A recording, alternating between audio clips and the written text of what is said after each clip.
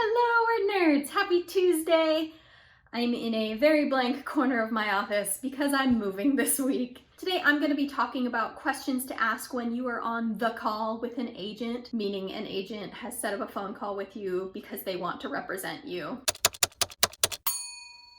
This is a topic that I've really wanted to discuss, but I've been pretty hesitant because I never want it to seem like I am subtweeting things that have happened in my past. I have had the call with an agent. I did have representation and now I do not. Having gone through that and seen things that were done well, things that maybe could have been done better, I think there are a few questions that I would ask differently in a second agent call. And so I wanted to share those with you guys because I know a lot of you are hoping someday to have the call, and these are questions that people don't talk about quite as often on the internet. And the reason I think these questions are important is not because an agent needs to have a right or wrong answer to it, but I think it helps with managing your own anxiety in the future. When you're just getting started, you've just signed with an agent, it can feel a little like there's this imbalance, even though you guys are a partnership.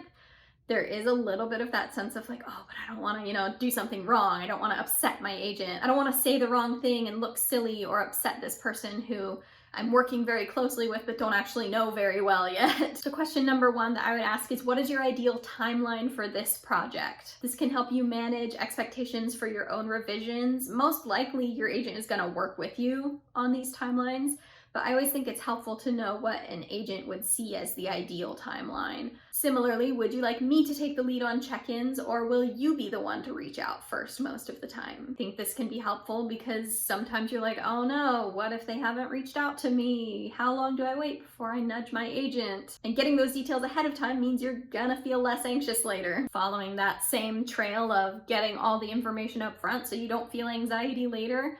Question number three, when a project you are representing doesn't sell, are you usually the one who suggests shelving the book, or do you usually wait for the author to suggest shelving it? If the agent says that they are typically the one who suggests shelving a project, then you know if they haven't told you they want to shelve it, they don't want to shelve it. And if they say, oh no, it's going to be more on you to decide when it's time to shelve a project, you have that open line of communication already.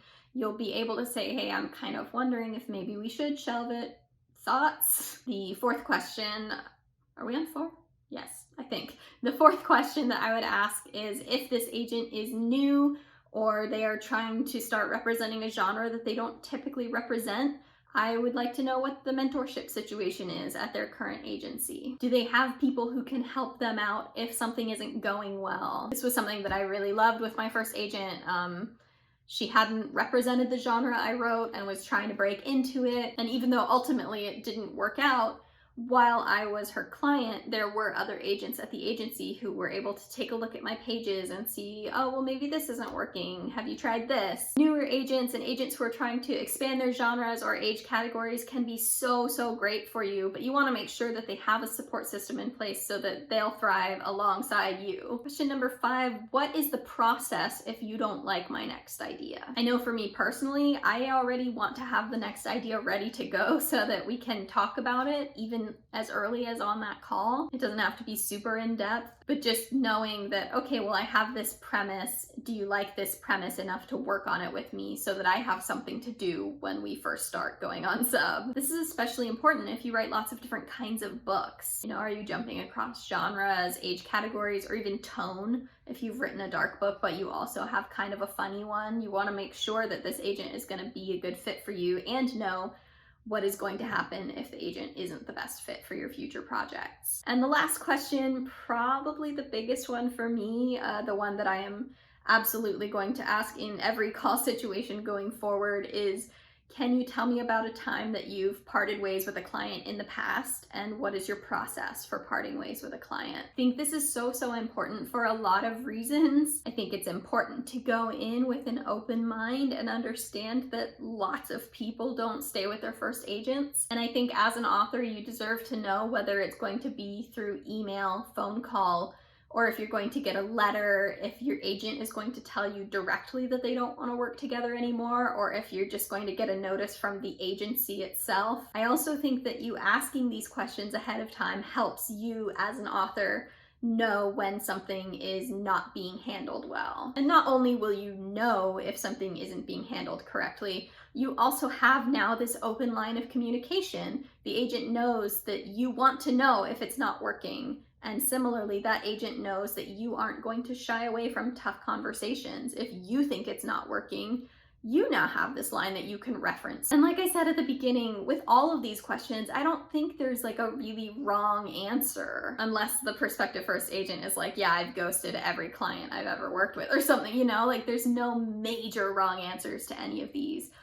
It's gonna be different from person to person, from agency to agency. Editing your book with a potential business partner for the first time ever is this whole new level of weird and scary, and you're kind of finding your footing. And the more information that you have up front, the better you're going to feel about all of these things. It's impossible to take the anxiety out of subbing, but as an agented writer, you don't need to be worrying about these other things like, is my agent gonna drop me out of the blue?